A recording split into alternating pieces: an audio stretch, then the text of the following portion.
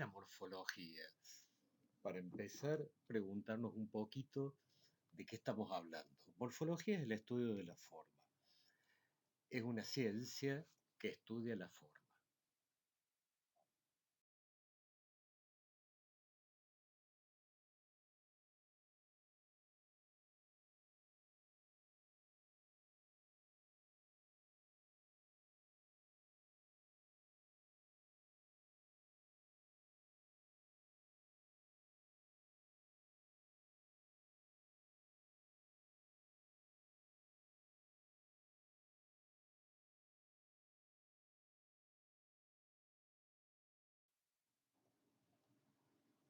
¿Y qué es la cultura? Entonces, la cultura es todo complejo que incluye el conocimiento, el arte, las creencias, la ley, la moral, las costumbres y todos los hábitos y habilidades adquiridos por el hombre, no solo en la familia, sino también al ser parte de una sociedad como miembro que...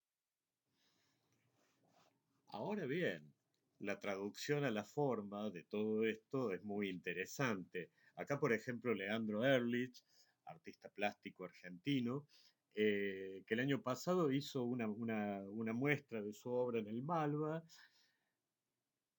intervino el obelisco decapitándolo y dejando ahí un mensaje, un simbolismo que no nos vamos a meter en eso, pero que cada uno lo puede interpretar, trasladando también la punta de este obelisco decapitado a la puerta del Malva y creando una nueva espacialidad ahí en el exterior con un altísimo valor simbólico.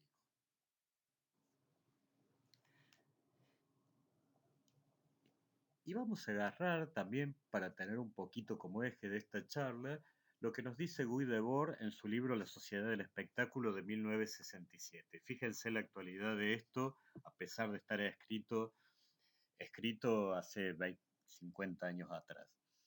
La primera fase de la economía, por sobre la vida social, entrañó en la realización humana una evidente degradación del ser en el tener. La actual etapa de colonización total de la vida social por los resultados acumulados de la economía conduce a un deslizamiento generalizado del tener en el parecer. Es decir, que en un primer momento valíamos por quienes éramos, por el ser. Con la llegada del capitalismo esto mudó al valorarnos entre nosotros por lo que teníamos y en este momento ponemos en valor lo que parecemos, ¿no?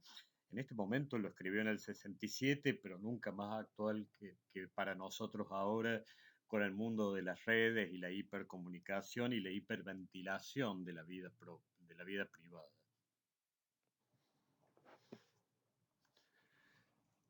En morfología vamos a utilizar distintos elementos, distintos instrumentos para poder analizar una obra, para poder proponerla y para poder proponer formas.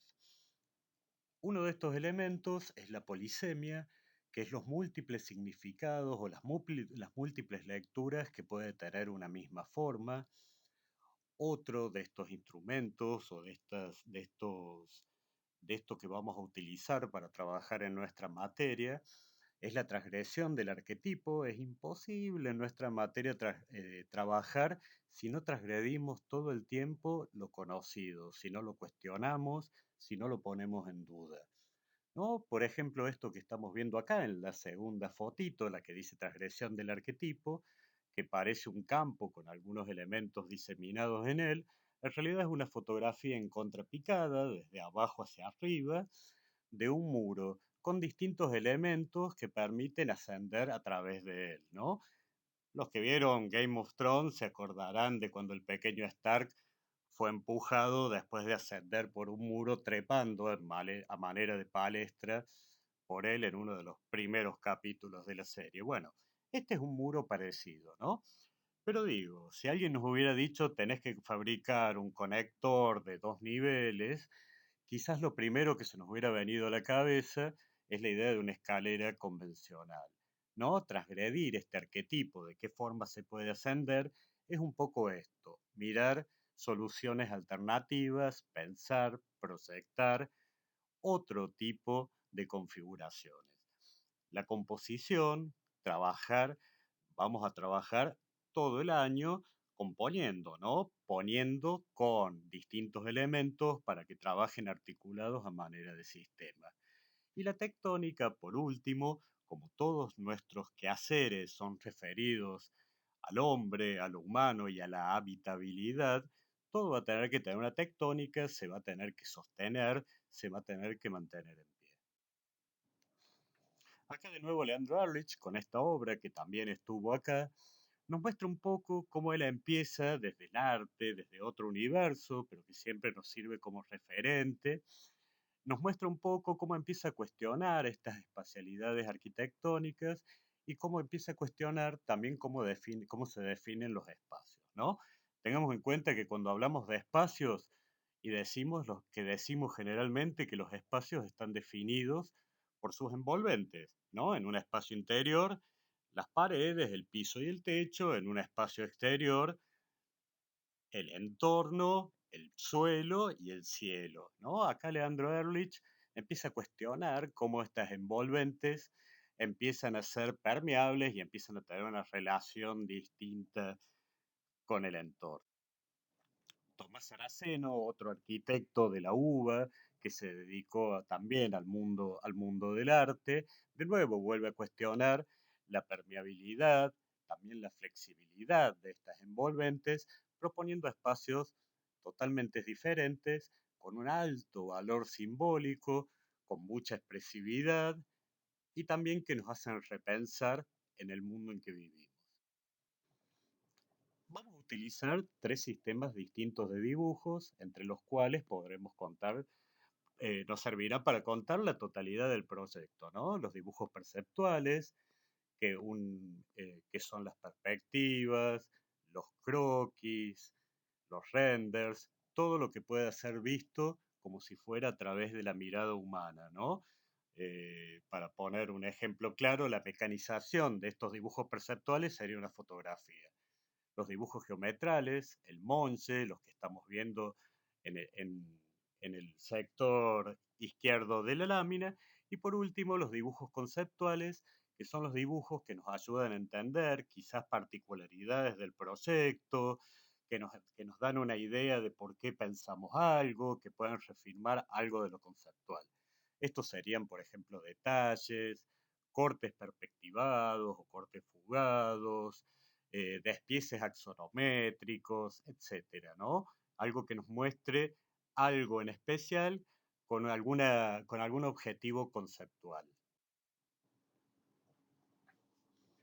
En Morfología Arquitectónica 1 vamos a estudiar conceptos básicos de la materia y vamos a ver distintas alternativas para el habitar, ¿no? Seguramente también en momentos como en el que habitamos hoy, el que vivimos hoy en la humanidad, donde el habitar se ve severamente cuestionado, sobre todo en las grandes urbes, y ni qué decir, bueno, por todo lo que está aconteciendo con esta pandemia.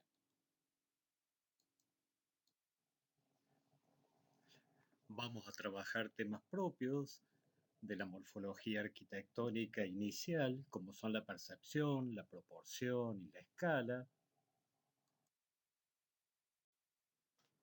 En Morfología Arquitectónica 2 vamos a centrarnos o vamos a tener como eje de discusión la forma y el territorio, entendiendo el territorio como la porción geográfica que tiene características sociales, culturales, políticas y estéticas determinadas.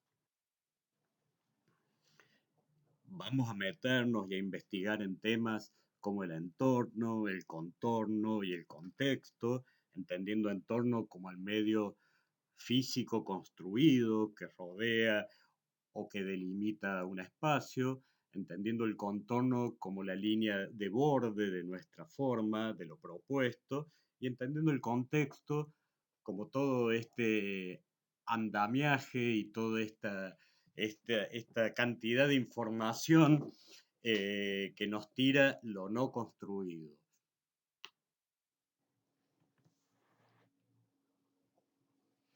Por último, en nuestro curso de Morfología 3, Vamos a estudiar la forma urbana, la ciudad y los actores que la componen, la calle como lugar de todas, todos y todes, no de ninguno, de todes.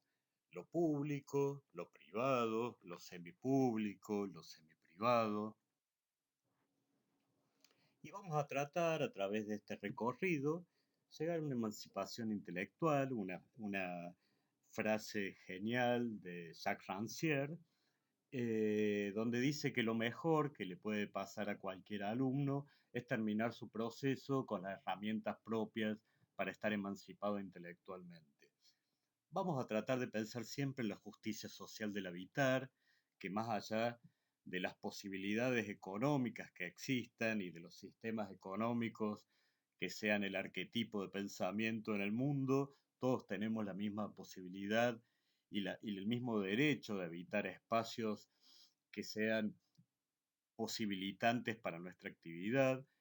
Y también vamos a tratar de dejar de ser espectadores de la ciudad y del hábitat para pasar a ser protagonistas.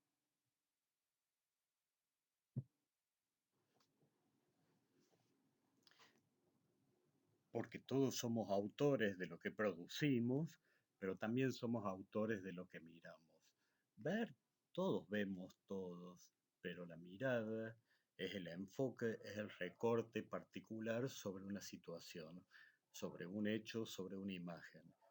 Entonces eso nos pertenece porque es distinta a la mía, a la tuya, a la de ella, a la de él, ¿no? Cada uno tenemos nuestra propia mirada. Y nosotros, como cátedra, lo que pensamos o lo que creemos que tenemos que hacer con la arquitectura y sobre todo con la morfología en esta materia, es combatir un poco bastante, digo un poco solamente por el defecto del hablar, es combatir la tipología, el tipo lógico, ¿no? Para la arquitectura hay un cierto tipo lógico, que es una lógica dada por el precio del metro cuadrado, como ya volveremos a hablar varias veces, esa es la lógica y esa es la lógica con la que se entiende o con la que se preconciben muchas veces nuestros proyectos. La idea de la morfología es reventar esa lógica, ponerle dinamita, explotarla, hacerla volar en pedazos y quedarnos con la lógica del habitar humano y de su mejor forma de expresión. Lo que nosotros tratamos es que la única lógica para nuestros tipos en lo que propongamos en la cursada sea la lógica de la calidad espacial. Un poco para cerrar esta conversación, que es más un monólogo conmigo mismo, perdón chicos, perdón gente, pero bueno, así es como se da en esta cuarentena coronavirus. Terminamos con Debord, con quien empezamos y un poco nos va acompañando como hilo de esta, de esta forma de pensar la morfología.